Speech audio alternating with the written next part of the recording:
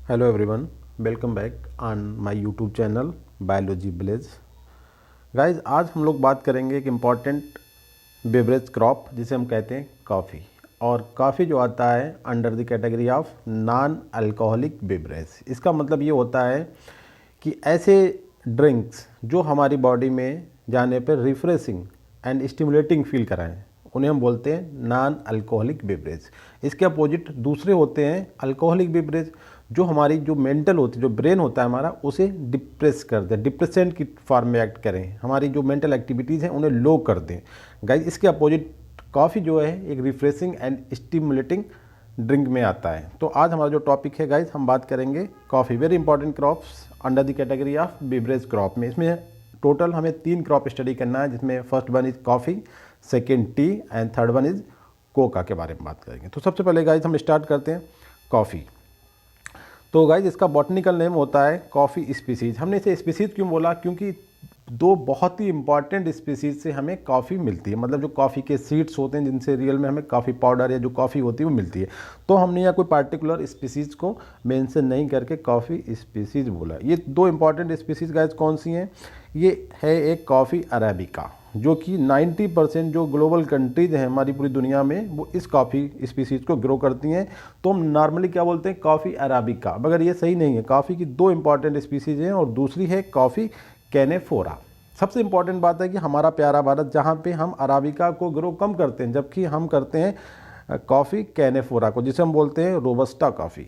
देखिए इंपॉर्टेंट चीज़ है, हम कॉफ़ी अराबिका बॉटनिकल नाम इसलिए नहीं बोलते हैं क्योंकि हमारी इंडिया में ज़्यादा जो कॉफ़ी ग्रो करी जाती है वो कॉफ़ी कैनेफोरा करी जाती है, जिसे हम बोलते हैं रोबस्टा कॉफ़ी, जो कि पूरी दुनिया के अगर ग्लोबल सिनेरियो में देखें तो लेस देन 10% कंट्रीब्यूट करती है। ठीक है, तो पहला जो है कॉफ़ी अराबिका को कॉमनली हम अरेबियन कॉफ़ी बोलते हैं, जो कि 90% जो इंडस्ट्रियल जो ग्लोबल ट्रेड होता है वो 90% कंट्रीब्यूट करती है। और दूसरी होती है रोबस्टा कॉफ़ी, जिसे हम बोलते हैं कॉफ़ी कैनेफोरा, जो हमारे इंडिया में ज़्यादा ग्रो करी जाती है ओवरऑल। वैसे ग्लोबल लेवल पे हम बात करें तो केवल 10% से कम है, बट इंडिया में ज़्यादा ग्रो करने वाली कॉफ़ी आपकी है रोबस्टा कॉफ़ी का है, जिसे हम बॉटनिकल नेम कॉफ़ी कैनेफोरा। तो इस तरीके से 2 स्पीसीज हो गई। तो आपसे कोई अगर कॉफ़ी का बॉटनिकल नाम पूछे तो आप कॉफ़ी अराबिका बोल सकते हैं, it is right, and coffee canephora also right. तो इसके 2 स्पीसीज आप ध्यान रखना है, मगर इनका प्रोडक्शन आप देख लें। जो कॉफ़ी अराबिका है 90% ग्रो करी जाती है, तो जनरली आप बुक में देखते तो कॉफ़ी अराबिका लिखा हुआ होता है, but it is not complete, almost true नहीं है। ठीक है, दोनों स्पीसीज मेंशन करना इंपॉर्टेंट है, coffee arabica as well as coffee canephora. हमारा इंडिया में अगर सबसे ज़्यादा ग्रो करने वाली जो स्पीसीज है वो कॉफ़ी कैनेफोरा है, ना कि कॉफ़ी अराबिका। अब हम एक इंपॉर्टेंट बात देखते हैं कि सबसे इंपॉर्टेंट हमने आपको ऑलरेडी बता चुका है कि robusta is growing more in India. ये बात ध्यान रखें कि ग्लोबल सिनेरियो के अपोजिट हमारा भारत में जो ग्रो करी जाती है वो है कॉफ़ी कैनेफोरा, जिसे हम रोबस्टा कॉफ़ी बोलते हैं। इसके बाद आता है इसका इंपॉर्टेंट कि किस फैमिली को बिलोंग करती है, तो ये फैमिली रूबेसी को बिलोंग करती है। अब रूबेसी के बारे में कुछ इंपॉर्टेंट बातें जो बहुत ही ज़्यादा इंपॉर्टेंट है पूरा सिनेरियो पे बात करने के लिए है हमारे पास। रूबेसी जो फैमिली है इसमें एक इंपॉर्टेंट क्रॉप आती है, जैसे आपने सुना होगा मलेरिया की जो ड्रग्स होती है जिसे हम बोलते हैं सिनकोना, तो सिनकोना का प्लांट भी इसी फैमिली में आता है। इसके अलावा एक बहुत ही इंपॉर्टेंट प्लांट होता है जिसे बोलते हैं डाई, जिसे में डाई मिलती है, ठीक है, मदार का प्लांट, वो भी इसी फैमिली को बिलोंग करता है। और एक तीसरी बात, इस फैमिली की टेक्सोनॉमिक अगर हम कुछ कंट्रीब्यूशन की बात करें जो स्पेसिफिक है इन दिस फैमिली, वो है कि इन फैमिली के मेंबर्स में एक नेक्टेरिफेरस डिस्क पाई जाती है। तो इस तरीके से हमने फैमिली रूबेसी के बारे में कुछ इंपॉर्टेंट बातें और भी आपको बता दी हैं। सबसे इंपॉर्टेंट वन कि जो coffee belong to family rubiaceae, other one cinchona जिसे हम बोलते हैं आपका क्विनेन ड्रग जो होती है मलेरिया की एंटी मलेरिया ड्रग जो है क्विनेन, वो भी इसी से मिलती है, और एक डाइमिल।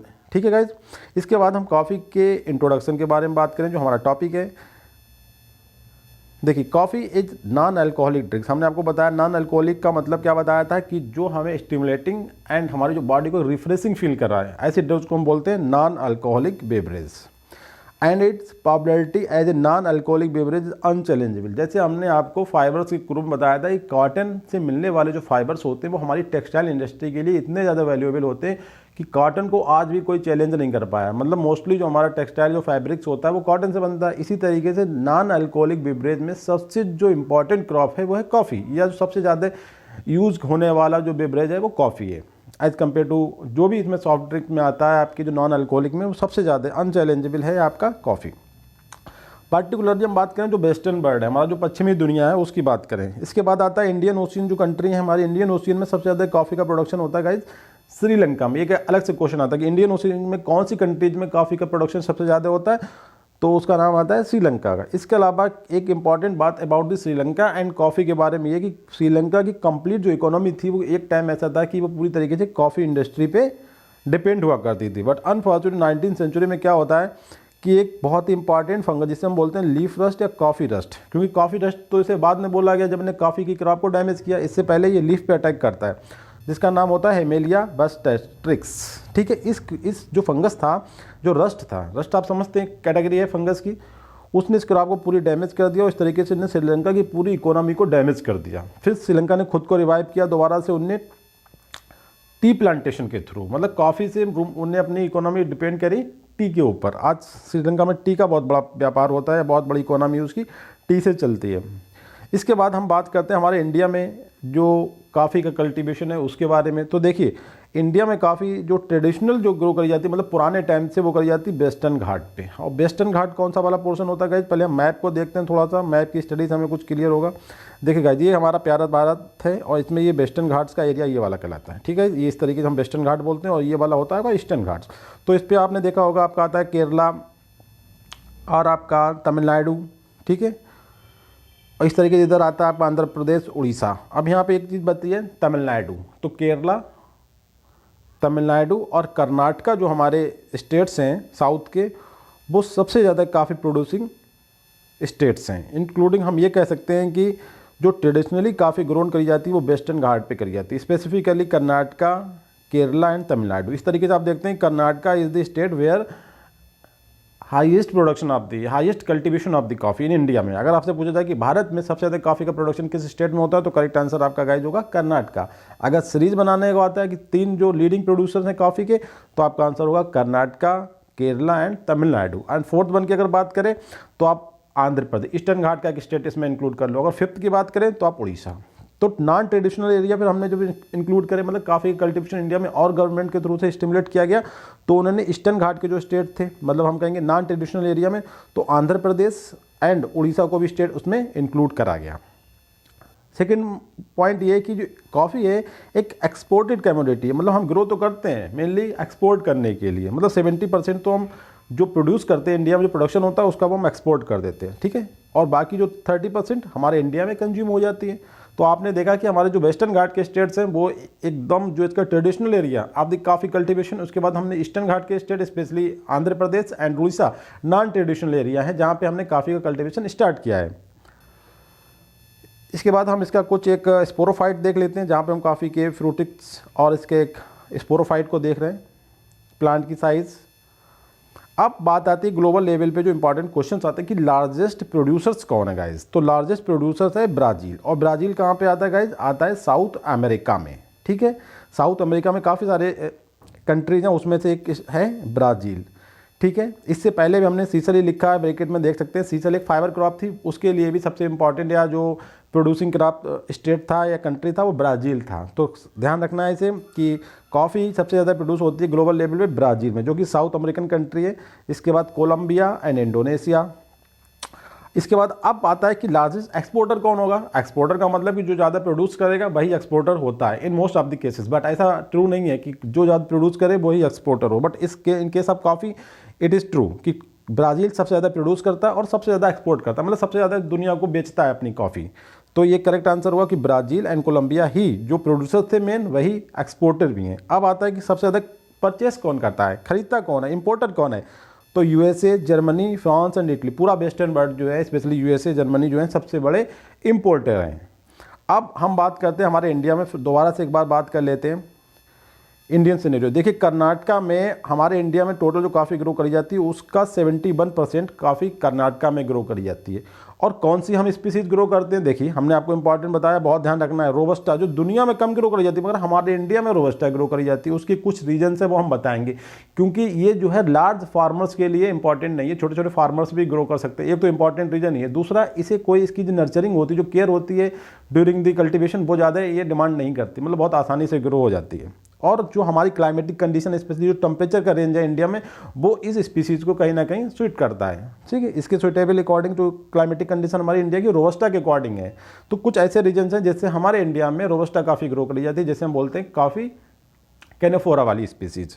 ठीक है, और सेकेंड हम अरेबिया भी ग्रो करते हैं, ऐसा नहीं है। कर्नाटका में रोबस्टा टोटल 71% कर्नाटका में ग्रो होती है इंडिया की, उसमें सबसे ज़्यादा होती है रोबस्टा और सेकंड होती है अरेबिया। इसी तरीके से केरला में होती है 21% आउट ऑफ 100, तो इसमें भी सबसे पहले ज़्यादातर कौन सी है, रोबस्टा है, और सेकंड कौन सी है, अरेबिया, मतलब कॉफ़ी अराबिका जैसे हम बोलते हैं। इसके बाद तमिलनाडु हमारा थर्ड स्टेट है, उसमें केवल 5% कॉफ़ी ग्रो करी जाती है आउट ऑफ 100 इंडिया की, उसमें सबसे ज़्यादा अराबिया ग्रो करी जाती है, मतलब कॉफ़ी अराबिका, और सेकेंड पर हम ग्रो करते हैं कॉफ़ी कैनोफोरा मतलब रोबस्टा। तो ये ध्यान रखना है कि हमारे कर्नाटक और केरला में सबसे ज़्यादा ग्रो करने वाली स्पीसीज है रोबस्टा, मतलब जिसे बोलना चाहिए कॉफ़ी कैनोफोरा जिसे हम बोलते हैं रोबस्टा। अब दूसरा जो हमारा तमिलनाडु में जो केवल हम बहुत लो क्वांटिटी में, लो अमाउंट में बहुत ही ग्रो करने काफ़ी जो ग्रो करी जाती है, उसमें अराबिया नंबर 1 पे। तमिलनाडु में जो ज़्यादा स्पीसीज ग्रो करी जाती है वही स्पीसीज पूरी दुनिया में ग्रो करी जाती है, मगर जो हमारे मेन स्टेट हैं जैसे कर्नाटका एंड केरला, उसमें जो कॉफ़ी ग्रो करी जाती है वो पूरी दुनिया में ज़्यादा ग्रो नहीं करी जाती। हम ग्रो करते हैं गाइस रोबस्टा, मतलब कॉफ़ी कैनोफोरा को ग्रो करते हैं। ठीक है, नीचे लिखा भी इंडियन कॉफ़ी जो है जिसे बोलते हैं रोबस्टा अपोजिट टू ग्लोबल, मतलब दुनिया के अपोजिट हम काम कर रहे हैं यहाँ पे। अब आता है कि नॉन ट्रेडिशनल एरिया और ट्रेडिशनल एरिया। हम ऑलरेडी पहले भी आपको बता चुके हैं, फिर से एक बार हम बता दें क्योंकि क्वेश्चन आने के चांसेस यहाँ से ही ज़्यादा होते हैं। सबसे ज़्यादा देखिए जो ट्रेडिशनल एरिया का मतलब होता है जहाँ पुराने टाइम से काफ़ी कल्टिवेट की जा रही है, तो सबसे इंपॉर्टेंट उसमें आपका कर्नाटका, केरला, तमिलनाडु, इन्हीं को हम कहते हैं वेस्टर्न घाट के स्टेट्स या फिर हम सदर्न स्टेट्स बोलते हैं। इसके अलावा non traditional coffee producing area, मतलब कि हमने यहाँ पे कल्टीवेट स्टार्ट किया कि इन एरिया भी हम काफ़ी ग्रो कराएं और बहुत सारी काफ़ी ग्रो करें, उसे एक्सपोर्ट करें, बहुत सारा रेवेन्यू हमारी कंट्री में आए, बहुत सारा मनी हम इसके थ्रू ऑब्टेन करें। तो इसमें आपका ईस्टर्न घाट पे आपका आंध्र प्रदेश और उड़ीसा 2 स्टेट है जहाँ पर हमने कॉफ़ी को कल्टिवेट करना स्टार्ट किया है।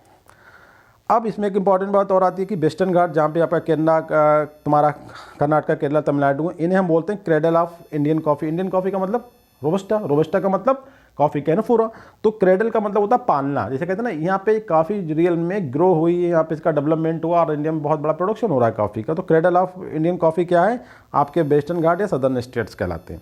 दिस इंक्लूड्स, इसमें एक इंपॉर्टेंट आता है बाबा बुदन गिरीज इन कर्नाटका। ये क्या है गाइज, एक टर्म आया, बाबा बुदन जो थे एक मुस्लिम पिलग्रिम थे जो कि मक्का या सऊदी अरबिया से आए थे और वहाँ पे वो कर्नाटका में उन्होंने अपने सबसे पहले इन कॉफ़ी के सीड्स को लगाया था। तो उन पहाड़ियों को हिल एरिया में लगाया था, उन पहाड़ियों को कहते हैं बाबा बुदन की जो पहाड़ियाँ हैं। तो माउंटेन क्वेश्चन भी आता है एग्जाम में कि बाबा बुदन की जो माउंटेन्स है वो कहाँ पे, तो गाइज इसका आंसर है सदर्न स्टेट हमारा कर्नाटका में है, which known as birth place of coffee, इसीलिए उसे कहा जाता है बाबा बुदन गिरीज को बर्थ प्लेस ऑफ कॉफ़ी।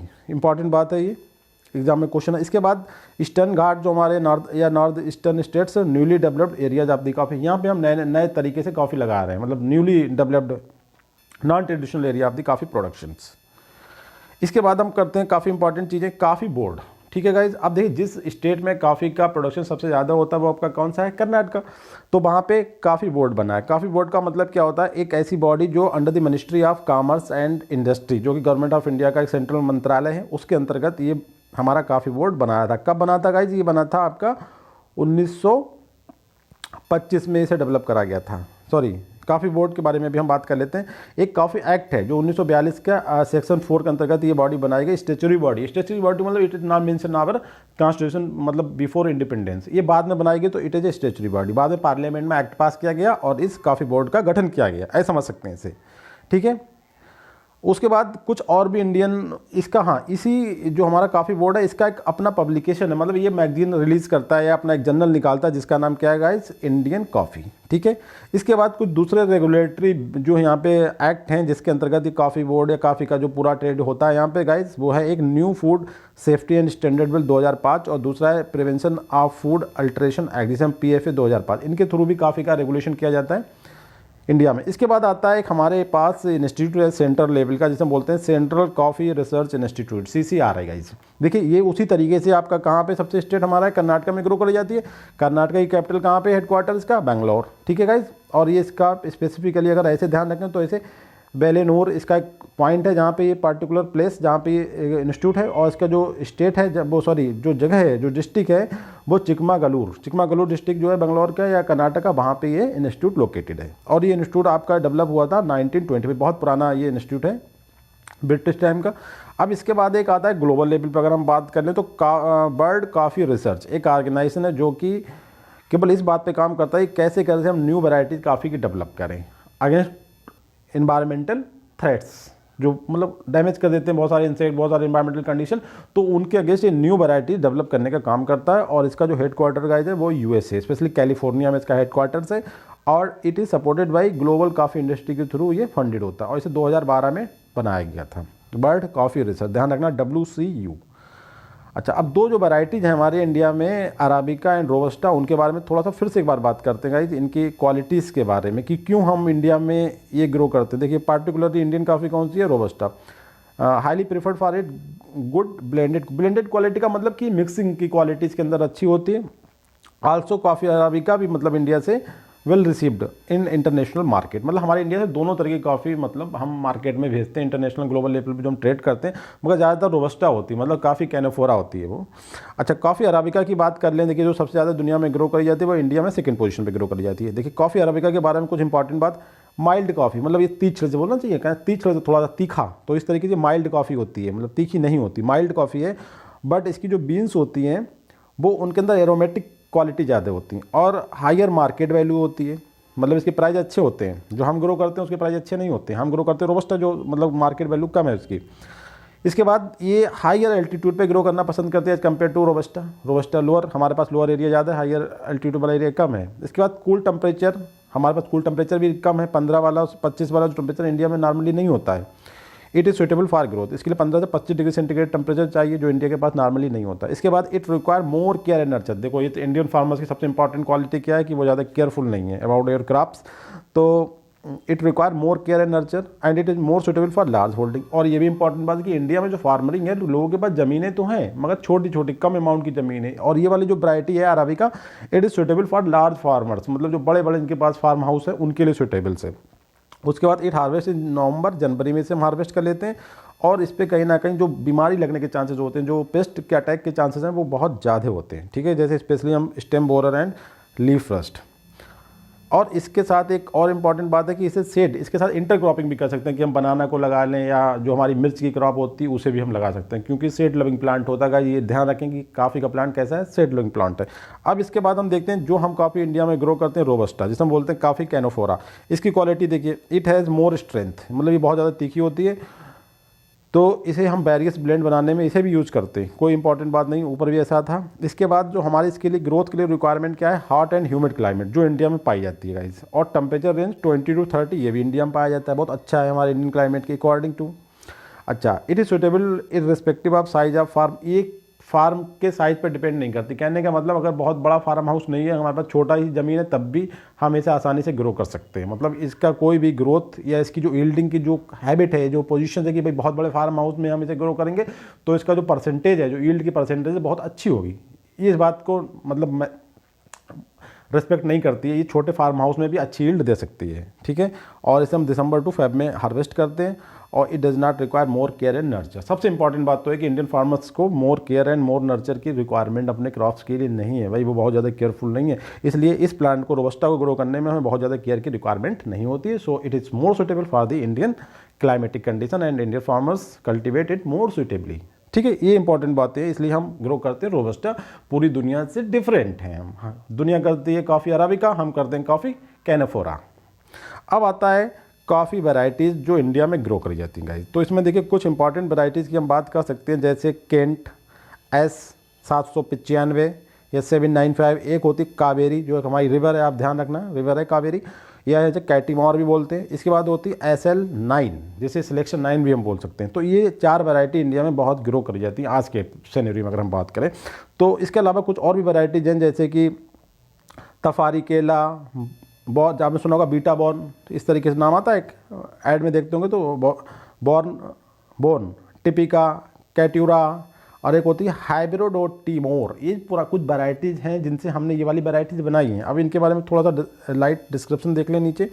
जैसे केंट जो है वो बहुत ही अर्लीस्ट वैरायटी है, और इस पे जो रस्ट की जो अटैक का चांसेस है वो थोड़ा कम होते हैं, ठीक है। और known for it exceptional cup quality, मतलब टेस्ट में काफ़ी अच्छी होती है। इसके बाद जो 795 वैरायटी है किसकी वैरायटी है? ये अराबिका स्पीसीज़ की वैरायटी है और इसकी क्वालिटी बहुत ज़्यादा हाई होती है, क्योंकि अराबिका क्वालिटी हमने बताया ना सबसे अच्छी कॉफ़ी होती है।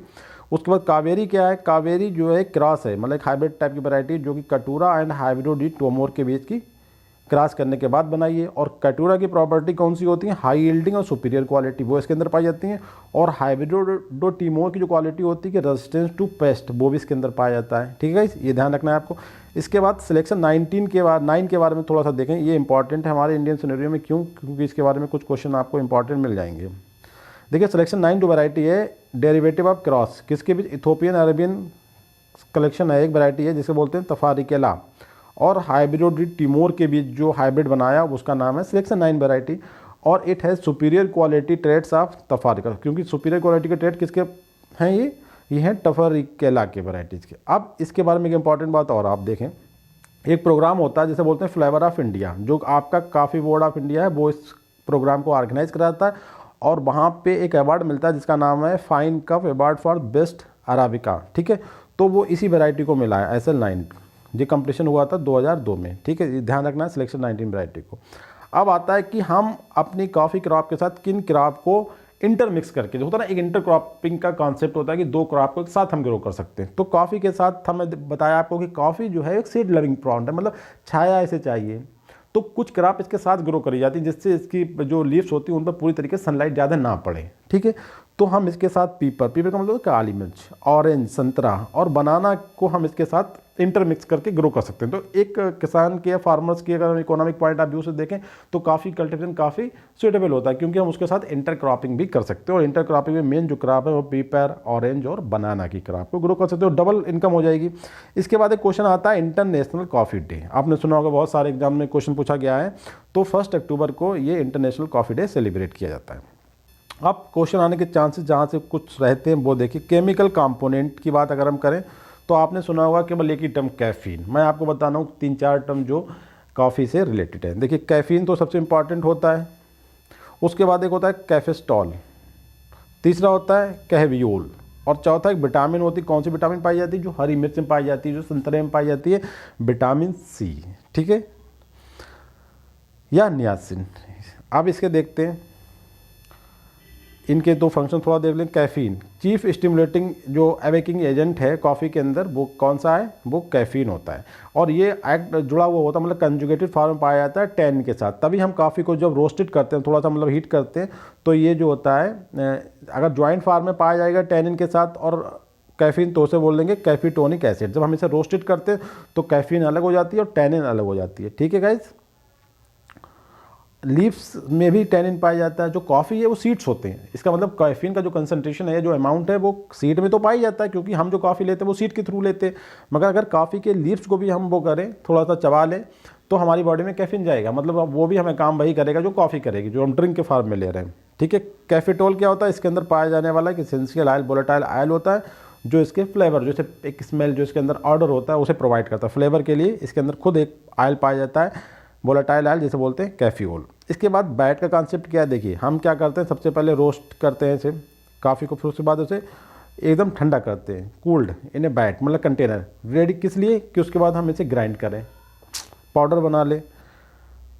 और जब हम पाउडर बनाते हैं रोस्टेड करने के बाद, उसकी एरोमेटिक क्वालिटी है वो लूज़ हो जाती है। और ये इसके लिए यहाँ पे एक इंपॉर्टेंट बात ध्यान रखना पड़ेगी हमें, कि हम इसे बहुत जल्द ही, मतलब इसे कुछ ऐसे कंटेनर जो कि गिलास के बने हों, या फिर आज तो प्लास्टिक और हम दूसरी मेटल्स की बात कर सकते हैं, कि उनके बने हुए एक एयर टाइट कंटेनर में हम इन्हें पैक्ड कर दें। अगर हम इन्हें पैक्ड नहीं कर पा रहे तो इनके सड़ने के चांसेस रहते हैं। ठीक है, और इसीलिए हम इनकी जो पैकिंग करते हैं वो imperious container under the vacuum और इनर्ट एटमॉस्फेयर में करते हैं, अदरवाइज क्या हो जाएगी? रैंसिड, मतलब सड़ जाएगी। अब आता है कॉफ़ी के टाइप। फिर वही बात हम एक बार करेंगे कि जो मार्केटिंग ट्रेड के पॉइंट ऑफ व्यू से जो टाइप हैं, जैसे आपने देखा कि इंस्टेंट कॉफ़ी की बहुत जल्दी तैयार हो जाने वाली कॉफ़ी होती है इंस्टेंट कॉफ़ी, तो वो कैसे बनती है? तो 2 टाइप की कॉफ़ी हम मार्केट में देखते हैं। एक तो होती है इंस्टेंट कॉफ़ी, ये मतलब आपका इंस्टेंट पाउडर होता है, इन्हें हम बनाते हैं वेपराइजिंग the strong infusion of coffee का वैक्यूम में करके। दूसरा या फ्रीजिंग ड्राई टेक्नोलॉजी के थ्रू हम इसे बनाते हैं। और इसमें आजकल जो रोबस्टा कॉफ़ी का काफ़ी यूज हो रहा है, इंस्टेंट कॉफ़ी का पाउडर बनाने में रोबस्टा वैरायटी बहुत ज़्यादा यूज हो रही है। रोबस्टा मतलब इंडियन जो ट्रेंड है हमारे पास, काफ़ी कैनोफोरा की अगर हम बात करें उससे बहुत बनना है इंस्टेंट कॉफ़ी पाउडर। अच्छा, दूसरा कॉफ़ी का एक ब्रांड होता है डीकैफेनाइज्ड, कि उसमें जो कैफ़ीन है उसे हम किसी तरीके से निकाल दें, तो वो भी काफ़ी यूज़ करते हैं, कुछ लोग उसे भी पसंद करते हैं। तो ये कैफ़ीन फ्री पाउडर, मतलब ऐसा भी कॉफ़ी तो है मगर उसमें कैफ़ीन की कंसंट्रेशन कम है या बिल्कुल नहीं है, तो डीकैफेनाइज्ड कॉफ़ी होती है दूसरी। ये कैसे बनती है, किसी ऑर्गेनिक सॉल्वेंट के थ्रू हम इसमें से कैफ़ीन रिमूव कर लें from unroasted coffee beans, roasted करने से पहले ही, ठीक है। अच्छा, ये तो हो गए दो टाइप। उसके बाद कॉफ़ी का जो पार्ट सीड्स होते हैं उनके बारे में थोड़ा बात करें, उसकी स्ट्रक्चर से हमें क्या क्या मिलता है। तो अरब सऊदी अरबिया सबसे पहले जो हमने बताया था आपको, अभी हम इसके बारे में आपको एक और वीडियो बनाएंगे और इसके बारे में और इन्फॉर्मेशन देंगे, जिसमें आपको एक स्टेटमेंट मिलेगा कि सबसे पहले आपकी 14वीं सेंचुरी मतलब 14वीं शताब्दी में सऊदी अरब, जैसे किंगडम ऑफ सऊदी अरेबिया में जो पब्लिक कॉफ़ी स्टॉल, जैसे हम बोलते हैं ना टी स्टॉल, तो कॉफ़ी के स्टॉल 14वीं सेंचुरी में सऊदी अरेबिया के जो शहर हैं मुस्लिम पिलग्रिम्स के लिए, मक्का एंड मदीना, वहाँ पे ओपन हुए थे सबसे पहले पूरी दुनिया में। मक्का एंड मदीना में कॉफ़ी स्टॉल स्टार्ट हुए थे 14वीं सेंचुरी में। तो कॉफ़ी सऊदी अरब के अंदर एक ना अल्कोहलिक ड्रिंक बनाई जाती है फ्रॉम ड्राइड कॉफ़ी पल्प से, उसके जो अंदर गूदा निकलता है सीड के अंदर, उससे बनाई जाती है। अच्छा, इसके अलावा जो कॉफ़ी पल्प आज के सिनेरियो में अगर हम बात करें तो कॉफ़ी पल्प का हम यूज़ करते हैं मैन्योर। मैन्योर का मतलब एक टाइप का फर्टिलाइजर, और मल्चिज का मतलब क्या होता है, कुछ फसलों के नीचे एक लेयर बनाई जाती है मटेरियल की, उस मटेरियल को हम बोलते हैं मल्चिज। तो कॉफ़ी पल्प तो वहाँ पे यूज़ करा जाता है। उसके अलावा पार्चमेंट, पार्चमेंट का मतलब सीड का इंडोस्पर्मिक पार्ट, ठीक है, जैसे बुरादा बोल सकते हैं, वो कैटल फीड, जैसे खली जो हमारे ब्रेसिका से मिलती है सरसों, उसी तरीके से पार्चमेंट जो पार्ट होता है वो कैटल फीड के फार्म में इंडिया में यूज़ किया जाता है। इसके बाद एक टर्म आता है caffelite. Caffelite a type of plastic material that have good insulating property. ये कहाँ किससे बनता है, कॉफ़ी के सीड से बनता है, मतलब बीन से बनता है। अब इसके बाद एक और इम्पॉर्टेंट टॉपिक कॉफ़ी के रिलेटेड, कि कॉफ़ी के सब्स्टिट्यूट, की कॉफ़ी का अगर थोड़ा टेस्ट हमें चेंज करना है तो कुछ ऐसे एडिशनल प्लांट प्रोडक्ट ही हैं जिन्हें हम ऐड कर लेते हैं, तो कॉफ़ी का थोड़ा सा टेस्ट जो होता है थोड़ा चेंज हो जाता है, कुछ के लिए अच्छा कुछ के लिए बुरा, मे बी पॉसिबल कि दोनों कंडीशंस होती हैं। तो हम देख सकते हैं कौन कौन से ऐसे सब्स्टिट्यूट हैं कॉफ़ी के लिए जो कॉफ़ी के टेस्ट को थोड़ा सा इधर उधर कर सकते हैं। तो सबसे पहले हम इसमें बात करते हैं चिकोरी पाउडर। आपने सुना होगा, चिकोरी क्या होता है, ये एक प्लांट होता है जो कि फैमिली, जो सनफ्लावर फैमिली आपने सुना होगा, सनफ्लावर की जो फैमिली है चिकोरी फैमिली, एस्ट्रेसी बोलते हैं। तो चिकोरी मतलब बॉटनिकल टर्म है चिकोरिन इंटिवस, एक प्लांट होता है। इस प्लांट की जो ड्राइड रूट्स होती हैं सूखी, उन्हें हम रोस्टेड करें, उन्हें पल्वराइज मतलब उन्हें उनका बुरादा भून लें, उन्हें पल्वराइज उनका गूदा निकाल के उन्हें हम कॉफ़ी पाउडर के साथ मिक्स कर दें, ठीक है। तो इससे क्या होता है, चिकोरी जो है इसकी जो रूट्स होती हैं उसमें इनुलिन, इनुलिन का मतलब एक टाइप का शुगर होता है, कार्बोहाइड्रेट होता है, वो कॉफ़ी पाउडर के साथ मिक्स कर देते हैं, ठीक है। और कितना करते हैं, मतलब 40-60 या कभी 50-50 के रेशियो में। तो ये सब्स्टिट्यूट कॉफ़ी की जो फ्लेवर और जो उसका वो है उसे चेंज करने में काम आता है। इसके बाद डैंडिलियन, एक जो टर्म्स होता है गाइस, बहुत सारे प्लांट होते हैं, कोई एक सिंगल प्लांट नहीं है। डैंडिलियन एक पूरा ग्रुप है, जो फैमिली एस्ट्रेसियम वही फैमिली ऊपर वाली, उसी फैमिली की कुछ स्पीसीज होती हैं, उन्हें हम बोलते हैं डैंडिलियन। वो स्पीसीज कोई भी प्लांट उसका पार्ट्स उसमें मिक्स कर दें तो कॉफ़ी का टेस्ट हम चेंज कर सकते हैं। इसके बाद सीरियल, हमारे सीरियल आप समझते हैं धान गेहूँ मक्का बाजरा जो भी होता है, तो ये सीरियल होते हैं। इसमें स्पेशली हम बार्ले, जिसे हम बोलते हैं हिंदी में जौ, ठीक है, जिसका बॉटनिकल नाम होता है हार्डियम बल्गेर और फैमिली ग्रेमनी। इसके थ्रू भी हम कॉफ़ी का टेस्ट या इसका सब्स्टिट्यूट की फॉर्म में यूज़ करते हैं। इसके बाद आता है लेग्यूमिनस सीड्स, हमारे जो दाल वाले प्लांट होते हैं, जो फलीदार प्लांट होते हैं, इसमें स्पेसिफिक कुछ प्लांट आप ध्यान रखें। देखिए सोयाबीन, ल्यूपाइन, ल्यूपाइन भी एक प्लांट नहीं है, ल्यूपाइन भी एक पूरा जीनस है जिसके अंदर बहुत सारी स्पीसीज आती हैं जो एक लेग्यूमिनस प्लांट्स हैं, ठीक है। तो लेग्यूमिनस की हम बात ही करें, सोयाबीन भी लेग्यूम हो गया, ल्यूपिन भी लेग्यूम हो गया, ग्राउंडनट भी लेग्यूम्स हो गई, एराकेसी फैमिली। तो ये leguminous plants, serial grains, dandelions and आपका एक हुआ चिकोरी, ये चार जो प्लांट हैं, ये इनमें बहुत सारे प्लांट्स आ गए। सीरियल ग्रेन में स्पेशली बार्ले का यूज़ करा जाता है। लेग्यूमिनस अगर हम प्लांट में बात करें जिनके सीड में सोयाबीन, ल्यूपिन एंड आपका ग्राउंड नट का यूज़ कर सकते हैं। डैंडेलियन में बहुत सारे प्लांट्स आ गए। Chicory powder, these are use to substitute of the coffee, specially ये alter the taste of the coffee, coffee के टेस्ट को चेंज करने में ये तीनों प्लांट या चार प्लांट है जो भी इसके अंदर प्लांट आ रहे हैं, इनके पार्ट्स यूज़ करे जाते हैं ऐसा। तो ध्यान रखें गाइस, सब्स्टिट्यूट हैं कॉफ़ी के।